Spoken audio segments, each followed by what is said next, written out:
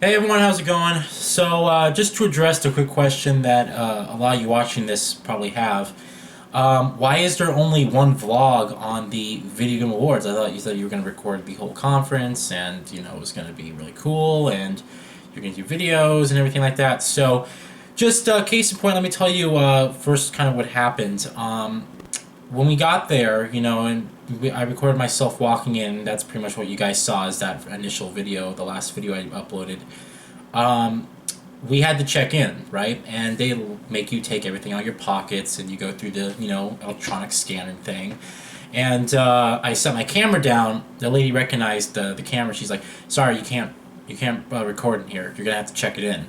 So I had to follow some guy all the way down the stairs. He had to check in my camera. I didn't even have the camera on me, so I had to check in the camera at security. They gave me a ticket. They said, just come pick it up when the thing's over.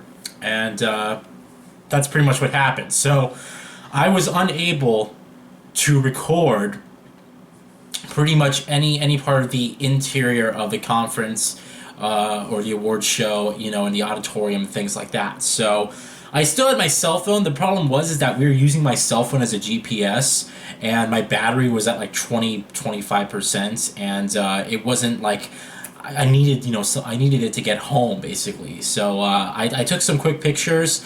I didn't record any more videos, so unfortunately, that's just what happened.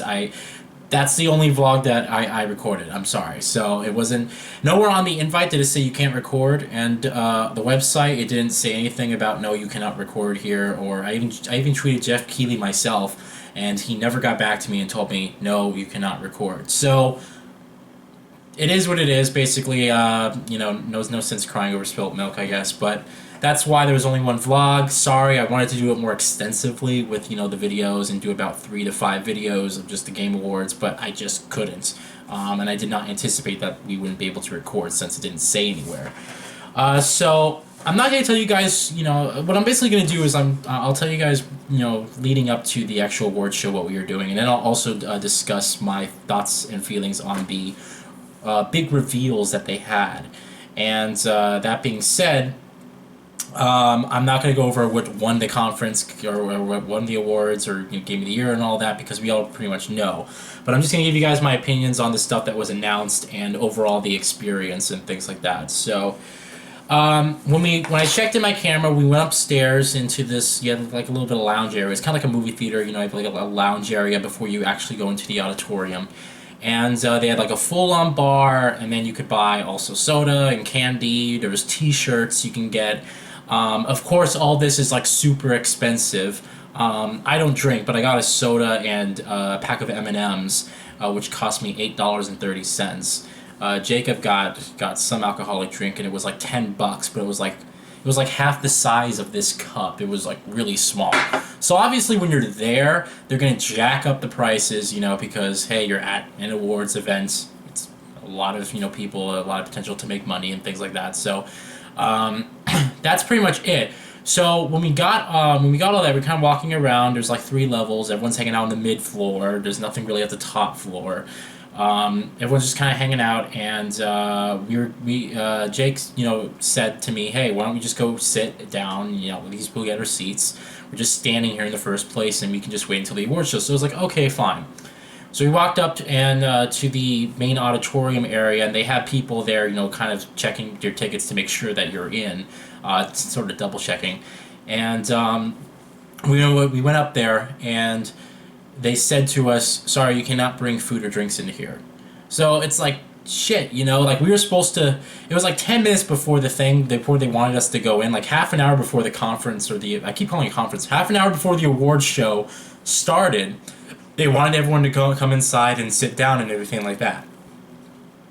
So I did not anticipate that we weren't able to bring our food and drinks into there. So it was like 5 or 10 minutes before they wanted us to sit down. So we kind of had to I'd like eat my candy and drink soda and things like that because we weren't allowed to bring them in, unfortunately, which kind of sucked, So I didn't even get to finish it all. I drank about 3/4 of the soda and only ate about half of the M&Ms, and that was pretty much it. So we went and sit down and basically watched the awards show, and that's all you guys missed in terms of me recording. It's just kind of, we're walking around, There's a bar. There's some shirts that you can buy and people and things like that. So no biggie. So I'm gonna go over what I think of the reveals that they showed. First thing I want to talk about is the Rise of the Tomb Raider Baba Yoga DLC. I don't even know what it's called. It looks interesting. It looks weird. It looks like Far Cry mixed with Tomb Raider, which is just odd. Now, I still haven't played Rise of the Tomb Raider. It's sitting there on my shelf. I actually want to start. I'm supposed to start playing it sometime this weekend, as people voted on stream what they wanted me to see, what they wanted to see me stream next. I'm going to get to that game really soon. But they have a new story DLC coming, which is pretty awesome because they didn't do story DLC for Tomb Raider 2013. So I'm looking forward to this. I'm not really sure what it's going to be like. So again, it looks like Far Cry mixed with Tomb Raider, and it looks just very odd. That being said, they after that they revealed the gameplay for Far Cry Primal, and I'm sorry, but I am so unimpressed. I honestly just, people are spam texting me and everything like that. Don't ever have friends, really. Just don't do it. Friends are bad.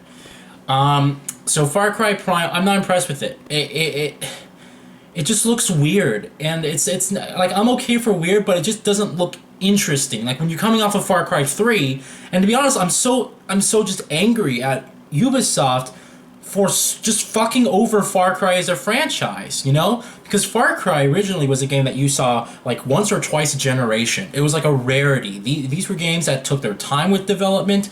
These were games that, really evolved and really set a standard for the genre. These were good games, right? And when you had Far Cry 3 come like all these years later, it was really cool. And it did a lot, to really improve on the gameplay dynamics of Far Cry 2. And then Ubisoft was like, all right, guys, let's hurry the fuck up with Far Cry 4. It only came 2 years after, and look what happened. Far Cry 4 was not nearly as good as Far Cry 3. And here we are, like a year and a half later, and we're already seeing another Far Cry. And keep in mind, some people are going to say, well, this is like Blood Dragon. This isn't like Blood Dragon. Blood Dragon was a $20 expansion off of Far Cry 3. Far Cry Primal is a full $60 game. And I understand it's a spin-off of the Far Cry franchise, but seriously, it's like Far Cry. I don't care. Enough with this overabundance with just Far Cry as a franchise. This used to be an incredible franchise that really prided itself on taking time. It's like, imagine Rockstar releasing like all these spin-offs of GTA and then like another GTA. Like imagine GTA 6 coming out like next year. It's like, we just got the game 3 years ago. Give us some time. And then you re-released it on consoles. It's like, these were games that deserve to have their time well spent in development. And I'm not excited for Far Cry Primal at all. I wasn't even that excited for Far Cry 4.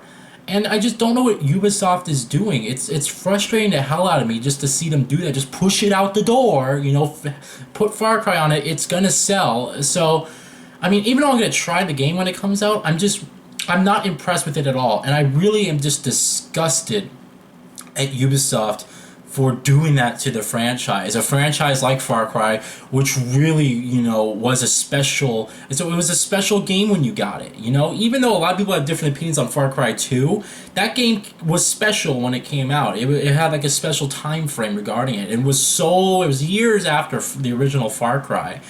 And so I just really hope that, okay, after Far Cry Primal, we don't hear about like another Far Cry for like 4 or 5 years. But that's not going to happen, because they want to push it out the door. We're probably going to get Far Cry 6 in 2017. Just bullshit. So, I'm not impressed with Far Cry Primal. I think it looks nice, and that's it. That's really all. The other disappointment that I had is The Walking Dead Michonne. It is not Season 3. I thought it was going to be Season 3. It is DLC for Season 2. Now, I'm sorry, but when we played Walking Dead Season 2, wasn't it like 2013, 2014? If I'm not mistaken? I mean, it just feels like so long ago. The Walking Dead, excuse me, season 2 was out and we were playing it. Like, I feel like I really want season 3. Like, I feel like it's been like a really, really long time. And so I just don't understand like the whole, it's DLC, right? And the thing for me is that I'm screwed right now. I am screwed because I have the Walking Dead series on PS Vita. I was an idiot and I bought the original Walking Dead on PS Vita. And then because you had to import your save file, which was stupid because it didn't change the story whatsoever, I bought Season 2 on PS Vita. And so now I have to play the whole series on PS Vita because my save file loops over and you're trying to affect things and whatnot. So, I'm honestly, I'm not that impressed with the Walking Dead Michonne DLC.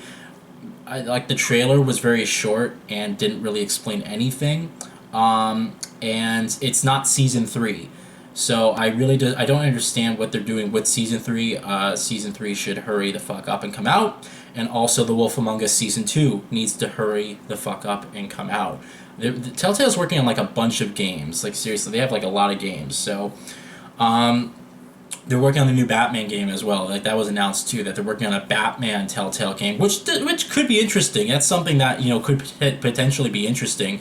Remember, they're masters of storytelling, so it's gonna be interesting how they take an emotional. It's how they put like an emotional take on the Batman story, because he's such he's a character that's seeking out vengeance, and as Batman, he doesn't really show raw emotion. You have, it's like it's not really in his personality, so it's going to be interesting what they do for that. I wonder what's going to happen, but that does look interesting, and that definitely does have potential. All right, Quantum Break got a new trailer. This was cool because I'm really looking forward to Quantum Break, and that's like my most anticipated Xbox One game next year, seriously. The problem was that trailer was a little bit short. It didn't show any gameplay. It was kind of like a story trailer mixing in with the TV show that they're going to have. So it's like I liked it, but I wanted more, basically. But I'm looking forward to that next year. April 5th cannot come soon enough, all right? They also announced Psychonauts 2. Jake was telling me that it was like some game on the original Xbox or something like that was like really popular. I don't care. It didn't really look interesting to me. Some people are going to be excited for it, but I personally could give two shits. All right, but that's cool. Here's another thing I want to touch up on, and pretty much that was like regarding everything in terms of the announcements. That was like all that really grabbed my attention. Nothing really else that they showed in terms of major announcements was like amazing. Like they showed an Uncharted 4 story cutscene trailer, right? And I was like, oh, that looks really cool. It looks really nice, and you're introducing like some new character. But it's like I really wish that they didn't show that, so I would have seen that when I actually played the game, and not have been spoiled. So if you haven't watched those trailers yet, don't watch those trailers. Just save it for the actual game. But still, it was pretty cool to watch. Next thing I want to talk about is like the things that happened at the event. First of all, what the hell is up with Jade Raymond? Like, she like threw like the biggest shot at Kiefer Sutherland, and like it was laughable, right? Because it's like I couldn't believe what I heard at first, but then after thinking about it, I was like, what was the need for that, So she came out on stage and she was talking about she was doing like the narrative thing, like best narrative, right? And she's talking about the voice actors, they really bring your characters to life, which they do. And then she gave an example. She's like, she was talking about how the voice actors and the characters are like one, and she said, how can you imagine what she said, can you imagine a Metal Gear Solid game without David Hayter? It's like she said that out loud, and I'm thinking to myself, like, what the hell was that? Like, it was totally uncalled for. It meant seriously. And the thing that really gets me is that I know that recently the voice actors had like a huge revolt, and they were like going to go on strike and things like that because they felt that they were being treated unfairly, and that the game developers were going more towards a different type of actors and things like that, and they just didn't like the way that they were treated, right? But the thing that gets me is, like, even if that were the case and Jade Raymond was a little bit bitter about Kiefer Sutherland and how he replaced David Hayter, and she's like a personal friend of David Hayter, how is that Kiefer Sutherland's fault? Like, it really annoys me. Like, the voice actors who are mad at like the Hollywood actors for taking some of their roles in some of these games, how is that the fault of the Hollywood actor? It makes no sense to me. Like, as a game developer, and as a development studio, and the publisher hires the actors.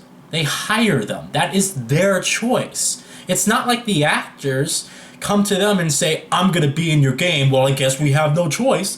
That's not what happens. So why are you like being angry and bitter towards the actors when they're not the ones who are hiring? They don't hire themselves for the roles of these games. So it made no sense. In my opinion, it was totally uncalled for. It made her seem like a complete bitch. And honestly, it was cheap. It was really cheap. Like, of all people, like, even so, if you're gonna throw shots like that, don't do it in the same fucking room the guy is in. I mean, for God's sake, see, the guy's like standing right there. He's like in the audience. He's staring at you as you're on stage, and you throw this shot out there. Like, what the hell? Especially someone like Kiefer Sutherland. That guy's a badass. I mean, come on. To me, it annoyed me afterwards because, I mean, it was completely uncalled for. It was disrespectful, and there was no need for it whatsoever. There was really no need for it. There were so many other characters you can name. Could you imagine an Uncharted game without Nolan North? Can you imagine a Halo game without whatever the guy's name that voice acts Master Chief? Like, there's so much other games that you can tell with these iconic characters, with these iconic voices, that you can give an example of, and you choose to throw shots at Kiefer Sutherland for nothing. He didn't do anything but just do his job that he was hired by Hideo Kojima to do. So who are you mad at? Hideo Kojima's not there. He's not there, which is also another thing we're going to get into later, but he's not there. So who exactly are you trying to attack here? It's just that, again, like I said, I think they're just bitter over the recent thing that happened with the voice actors and the strike. But it really annoyed me. It annoyed me just because it was basically out of complete disrespect, and that's all. There was just no need for it.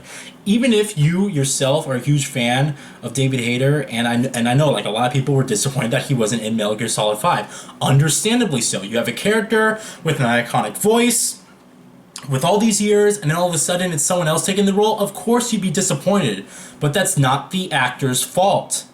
And you don't disrespect the actor for being hired by the actual creators to do the voice work. You get pissed at the creators who hired that actor. It was complete bullshit in my opinion, but enough of that, alright? I want to talk about also the issue regarding Hideo Kojima, alright? I have to, now, even though I was just pissed at that last one, but here's something I'm really happy about, alright? I am so proud of Jeff Keighley to have the balls to go up on stage live in front of hundreds of thousands, if not millions of people who were watching the Game Awards, and basically tell them Hideo Kojima is not at the awards because Konami is a piece of shit. And obviously he didn't say that, but I was so, like, when I heard that, of course, I was pissed, and you felt pissed. Even if you weren't a big fan of Hideo Kojima yourself, and you're not a big fan of the Metal Gear franchise, as a person, you have to feel some remorse for the guy. I mean, here's some guy who basically Konami wouldn't even be here if it wasn't for him. He was the person who really, again, put Konami up on this pedestal of greatness.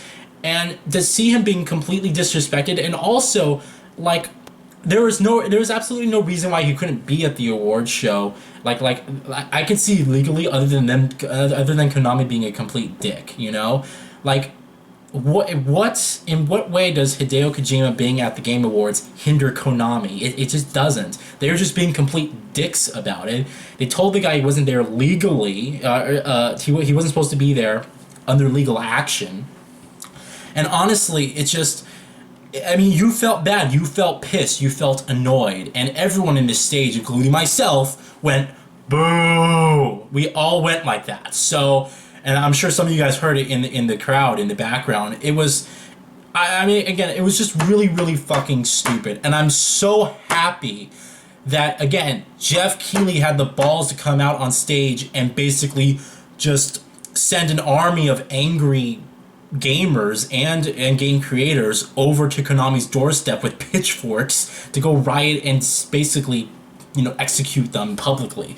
So again, I'm really thankful that of Jeff Keighley to go out and say that, but it was a really fucked up situation, and for me it just sucked. It really did suck. Not being able to, I mean, even Metal Gear Solid 5 won awards, and the fact that, Kiefer Sutherland had to be there and, basically accept the awards for him on his behalf, it just sucks. It really sucks. I mean, could you imagine that if you put your heart and soul into a game, and then the game publisher's like, if you go there, we're gonna sue the fuck out of you, and it's just, it's a fucked up situation, and honestly, that really.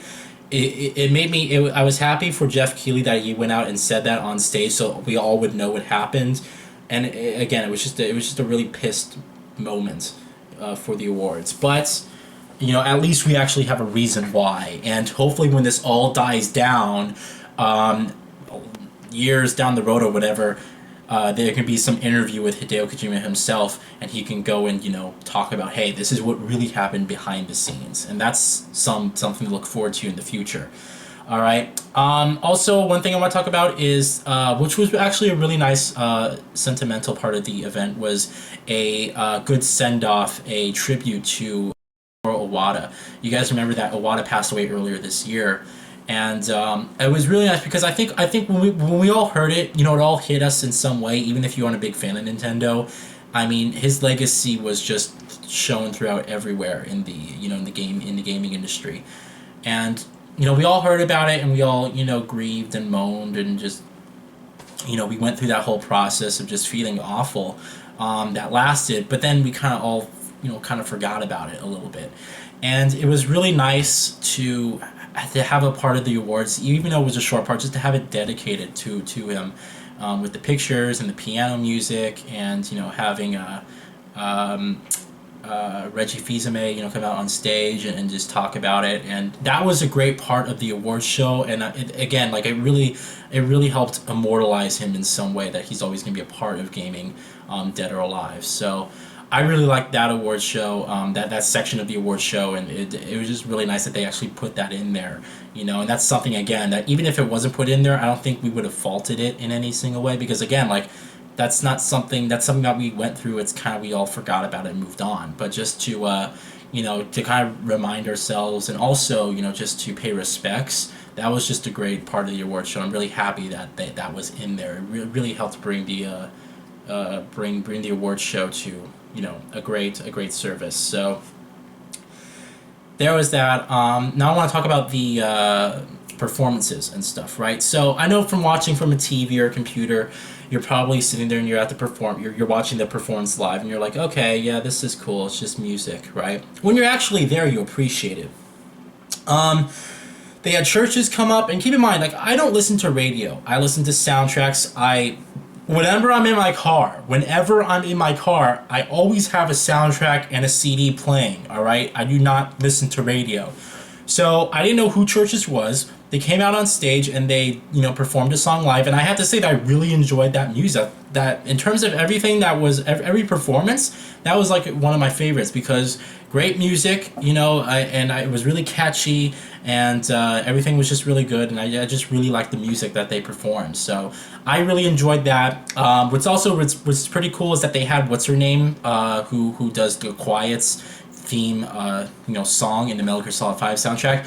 She came up on stage and actually performed the song live with some other people there, and it was just fantastic. That's a beautiful song, and when you're listening to it, it's such a beautiful song. And just to see that, that was just awesome. Just to have that being performed live when you're actually there, it's just such a beautiful song. It's wow, I almost thought that they were going to bring out Donna Burke. I was like, oh, this is going to be sweet. She's going to, yell at her in the microphone with her amazing voice, and it's going to sound amazing. But it was the next best thing. I forgot her name, who does the Quiet theme, but she did a really good job. She's also the voice actress for Quiet, if I believe.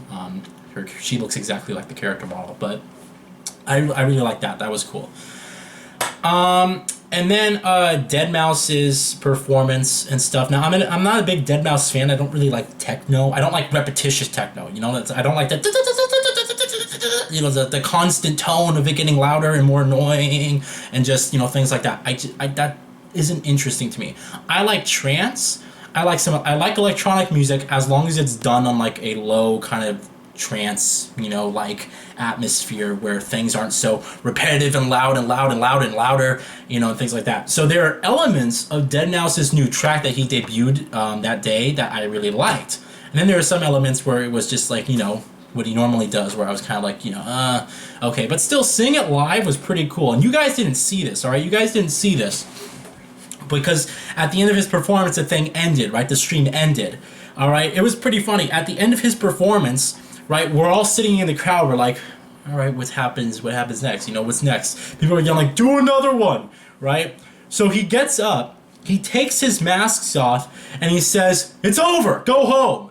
And we all just get up and just start leaving. It was pretty funny. You guys didn't see that on the stream, but that he just yelled it out, on stage, and it was just pretty funny. It was a good end to the actual award show, a great ending. So, and that was pretty much it.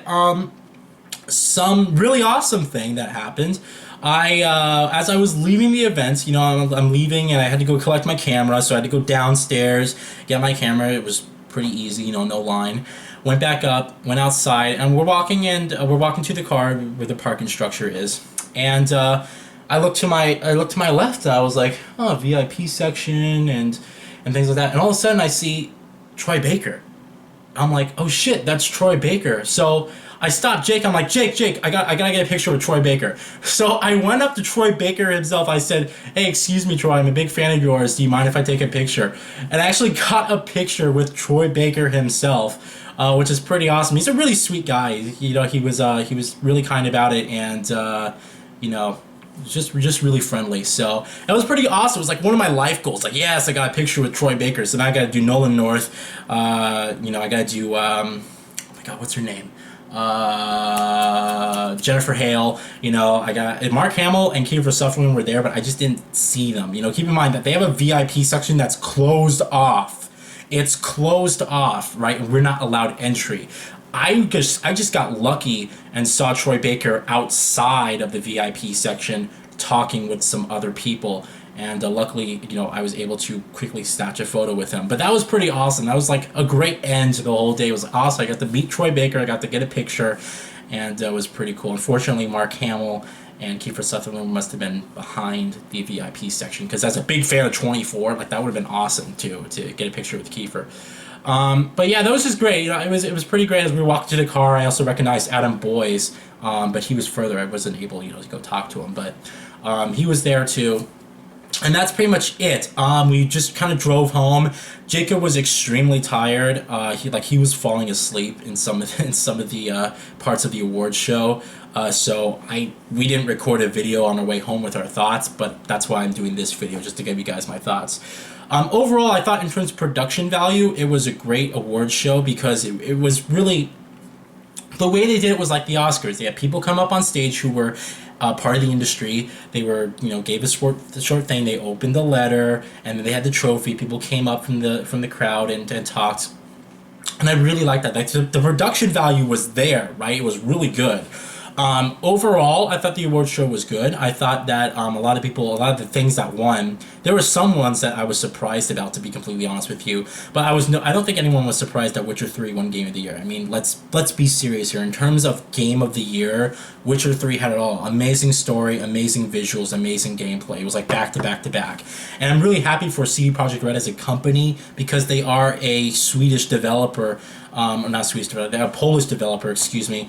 And when in Poland, they are recognized as like one of the top things that come out of Poland themselves, like as an entertainment company. So even the president of the United States, President Obama, he actually met with some of the people at CD Projekt Red when he was visiting over there, and they're really recognized in Poland as just this grand this great thing that really helps solidify some of the things that make that country great. And so I was really, really happy that they won for them, really. And just to be honest, they do deserve it, People may say, oh, but Fallout 4. I played 30 hours of Fallout 4, and as a huge fan of Fallout 3, I really like the game. But there are some elements in Fallout 4 that really do they really casualized it, for lack of a better term. But that's for a later discussion, and keep in mind, I didn't beat Fallout 4 yet. I still got many hours to go. But also, Witcher 3 ran better. You know, it did not have the frame rate issues of Fallout 4, and also the game worked on PC. Unlike Fallout 4, which has zero optimization on PC. It has no SLI support, and no ultra-wide support. Gosh. So, but you guys understand, I don't think anyone's really surprised about The Witcher 3 winning Game of the Year, and I was really happy for CD Projekt Red as a whole. And that was pretty much it. So, I'm really excited. You know, it was really awesome to go to the Game Awards. It was a great experience, and I hope to, if they do it again in LA next year, I really hope to attend once again. Some people have questioned me about the price of what it is. The tickets was only $35 a person plus $30 for parking. So I got 2 tickets. Me and Jake went, and I paid for parking too. Total was about $96, I think $100 with tax or something like that. So it wasn't that expensive to go to it, and we got good seats, and pretty much all good. So, all right. You guys have a fantastic day. Thank you all so much for watching this video, and I'll see you guys, I guess, for the next vlog. I'm going to try and cover the PlayStation Experience Conference, which I didn't watch, but I'm going to watch it right now and record a video with my thoughts. And also Uncharted 4 beta, multiplayer beta, impressions, coming soon. Alright, thanks guys, and have a good one.